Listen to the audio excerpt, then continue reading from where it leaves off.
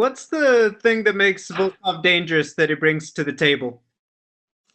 Um, he's got long legs and he knows how to use his reach and likes to keep uh, distance. So those are the main things that we've been focusing on, and that's what I think he's the best at. Now, this fight is obviously very important in terms of the title picture. They just announced that the heavyweight title is finally going to be back in play in August.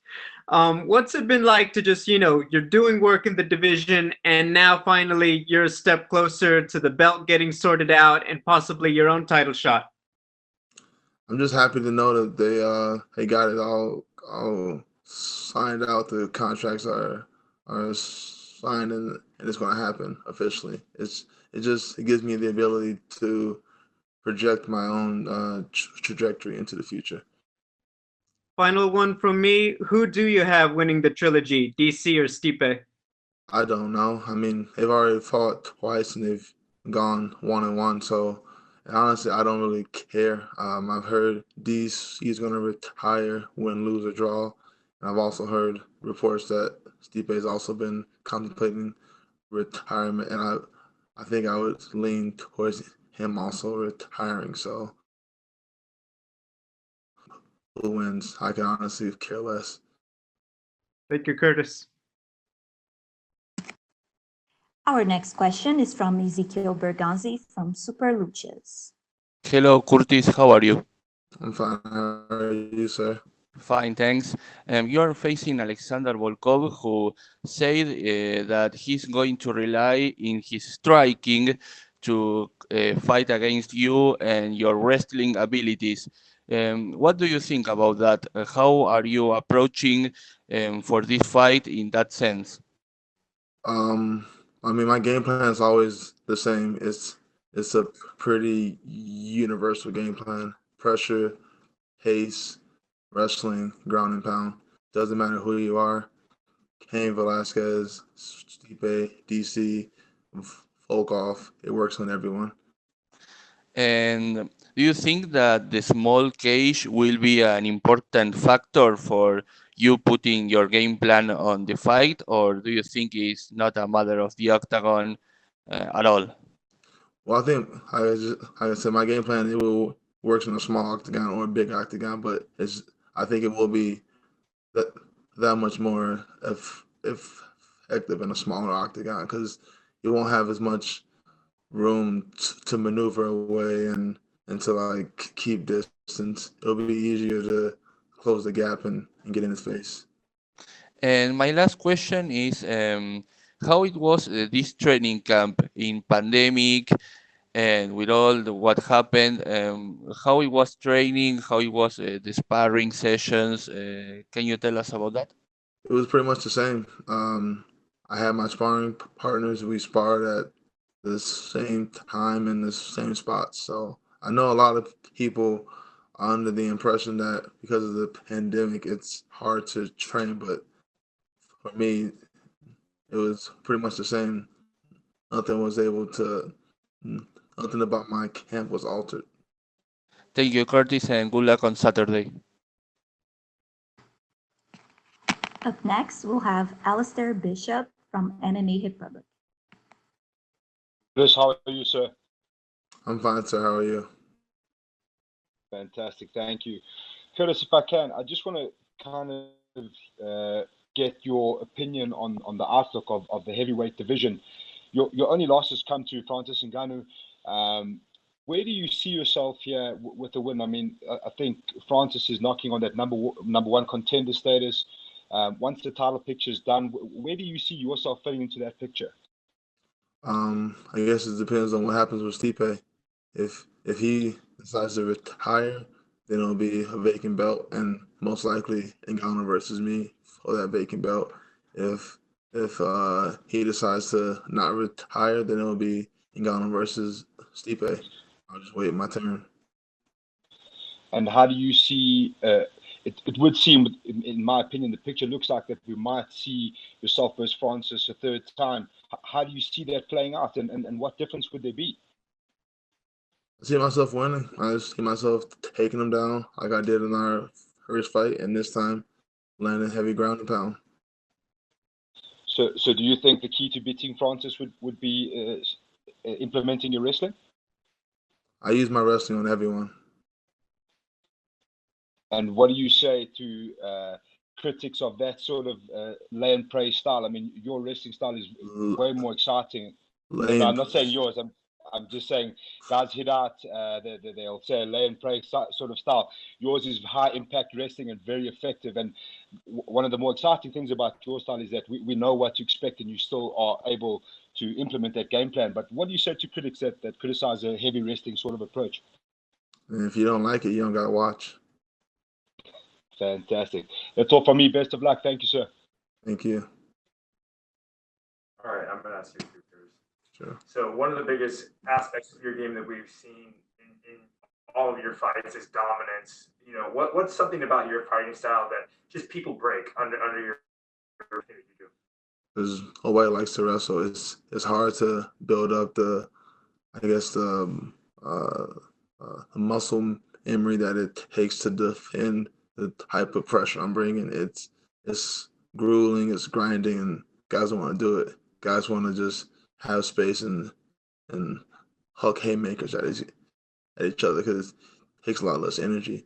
When a guy is hanging on you and making your arms tired, making your back tired, making your neck tired, they get tired and they don't want to be there no more. Is there a point in your fights typically where you feel your opponent kind of break under that type of pressure? Yeah, it usually happens in the second round. I don't really have I don't think I've ever gotten anyone out in the first round because that's not my game. My game's based off attrition. It will wear you out.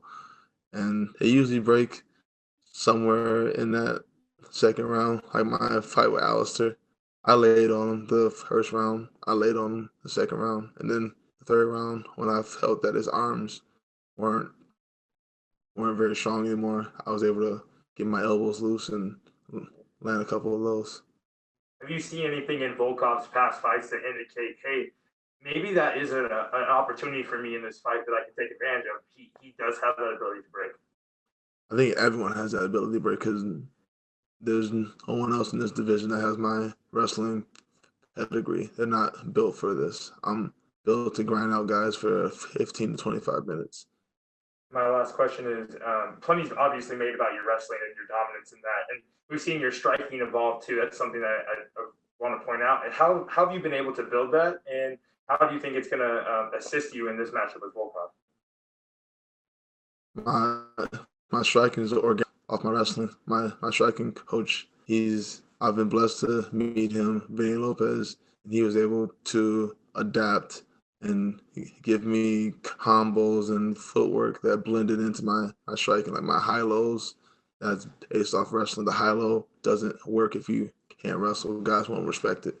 That's how I got Junior. Like if you don't respect the wrestling, and I'll come back up top with the overhand. Up next, we'll go to Georgi Kokashvili from Ajara Sport. Your line has been unmuted. Hello, thank you so much, Curtis. How are you? I'm fine, sir. How are you? Thank you. I feel good. Curtis, are you looking to fight at the stand, or are you considering to fight at grappling? Because we have seen you have done great against Junior Dos Santos, 2 rounds to KO. And do you think it will be hard to done it again against Volkov? I mean, that's up to him. Had you asked me before the Junior Dos Santos, I would have told you I was going to take him down and ragdoll him. Obviously, that didn't happen, but it opened up other opportunities to strike. So I'm adaptable. Like if he wants to commit his whole defense to stopping my wrestling, I'll strike. If he doesn't want to commit his whole defense to stopping my wrestling, that's the only way you can stop it. You have to commit everything to it. If you don't do that, then I will take you down. So it's pretty much pick your poison. Thank you. And my last question is about Francis Ngannou. Are you looking to fight again against him because you lost the fight against Francis Ngannou, and this fight looks like for me like a semi-final for you to reach the reach the title shot? And do you consider it as if Cormier and Miocic have done, and you are next? I mean, I do believe Ngannou is next, and then I'm right behind him. So I knew we would fight again after I lost the last one. Like I was only 27 years old then. I'm 29 now. I'm gonna be here for a long time, so this was inevitable, and um, I'm not. I don't view Ngannou the way everyone else does. I guess because I've already been in there with him twice, and I'm alive still. Like everyone else thinks he's Godzilla, and he'll just destroy you. I don't view him that way. I view him as a man. He has pros in his game, and he has cons in his game. One of his biggest cons is lack of conditioning and lack of grappling ability. So those are the things I'll target when we do fight again. Thank you so much. I wish you all the best on such day. Thank you. Up next, we have Colin Crandall from MMA Power Hour. Hey, Curtis, how are you doing? I'm fine, sir. How are you? Doing very well. So this is a rare, taller opponent for you at 6'7". Does that present any interesting problems for you? Have you had anybody that tall that you've been able to train with, or do you have anyone like that now? Yeah, I've worked with taller guys. It doesn't make a difference. When you're on your back, we're all the same height. Okay.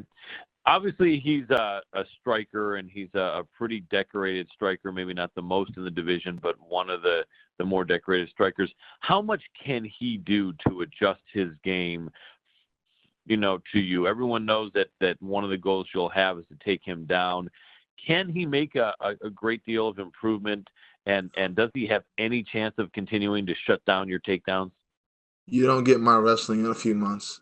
That's why it's so good. I've been doing this for a long time, since 2005. You don't get my wrestling in a few months. So I don't think there's anything he can do about that. If I'm him, I'm looking to come out hard and fast and get me out of there early, because the longer it goes, 29 years old, you're one of the younger fighters in the heavyweight division. That puts you in a good position.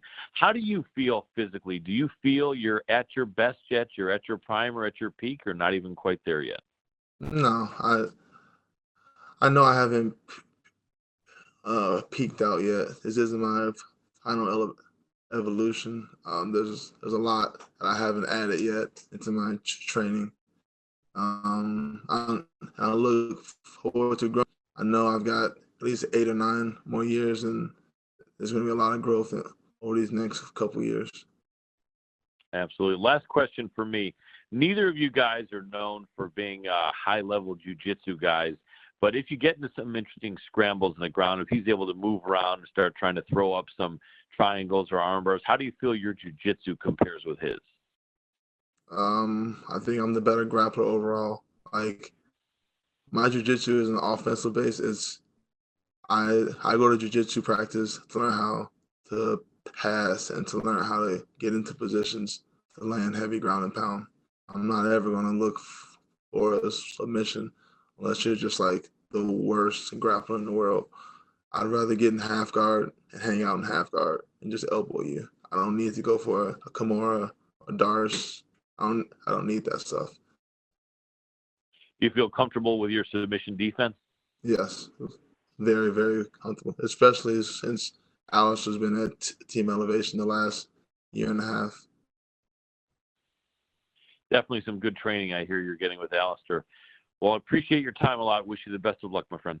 Thank you. And our last question will come from Heidi Fang from Las Vegas Review-Journal. Hi, Curtis. Thank you for the time. I first wanted to ask about some records here that you could possibly eclipse come Saturday night, one of them being Randy Couture's time in the cage as a heavyweight. You would need 8 minutes, 17 seconds, as far as I've read, to be able to surpass the amount of time that he fought in the cage. I want to know what that means to you, and just how different records, like what you set with your wrestling in the heavyweight division with 45 takedowns and you'd already surpassed Cain Velasquez, what these records mean to you as you go on your journey. They just mean it validates the argument that I am the best grappler. I know there are other good grapplers, good wrestlers, good jiu-jitsu players, but I'm the best at it. I'm going to break a lot more records. Also, I know that you hail from Chicago as well as Denver. Your father is a police officer. Your brother is a police officer. You have come out to speak about systemic racism and Black Lives Matter and the protests. I wanted to get from you your take on everything that's happening, especially being that you do have family who are police officers out there in Chicago right now. Well, obviously, I'm pro Black Lives Matter. I do feel like there is systemic racism, especially with all the police brutality that has been targeted towards the black community. But I've been very happy to see all the protests and see that the majority of the crowds, it seems like it's like 65% young white Americans, and that means that their eyes have been open, their ears are open. They hear our cries. They know about the plight of the black community, and they're willing to help. They're willing to risk their own freedoms and to risk being injured and whatnot, and maybe getting arrested. And that just restores my faith in humanity. Like, it lets me know that there is hope, and I know that this movement won't get off the ground without the white community helping out. Like, we need to be together, and that's just been one of the most inspiring things about these protests as of late. Just a huge support coming out of the white community. Thank you so much for the time. Thank you. That's all we have for you today, Curtis. Thank you. No problem.